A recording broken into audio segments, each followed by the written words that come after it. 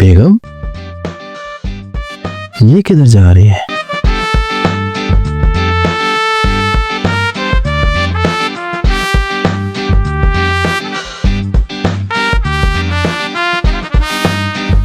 बाबा जी, मैं बहुत मजबूर होके आई हूँ आपके पास। आप कुछ ऐसा करें, मेरा हस्बैंड अपनी माँ को ओल्ड होम छोड़ाए।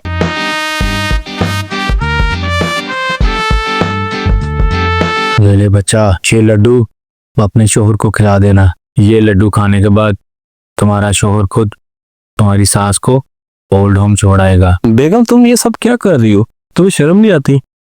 तुम मुझे मेरी माँ से अलग करने के लिए सब कुछ कर रही हो। तुम्हें मसला क्या है मेरी माँ से? वो तुम्हें अपनी बेटी की तरह प्यार करती हैं और तुम चाहती हो कि मैं उन्हें ओल्ड होम छोड़ाऊं। जब मैंने तुम्हें कहा कि मैं अपनी माँ को अपने से दूर नहीं करूंगा और तुम उस ड्रामे पास बाबा के पास चलेगी मेरी माँ को मुझसे दूर करने के लिए।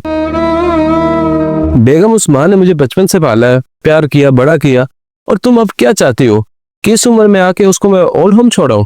कम से कम उनके बुढ़ापे का ख्याल करो।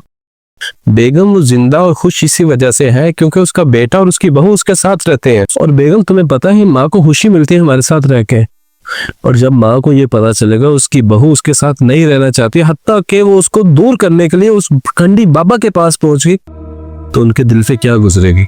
तो बेगम, वो ये सब कुछ सुन के जिंदा नहीं रह पाएंगी, शर्म से मर जाएंगी वो।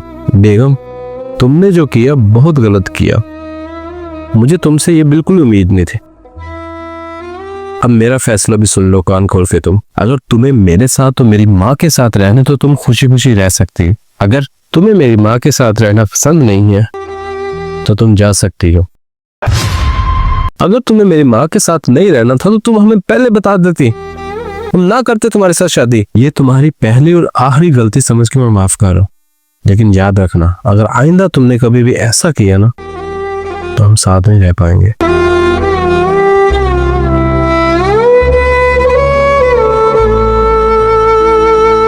तो जी दोस्तों, वीडियो आपने देखी। हमारे ये वीडियो बनाने का मकसद है कि आजकल की लड़कियां ऐसा क्यों करती हैं।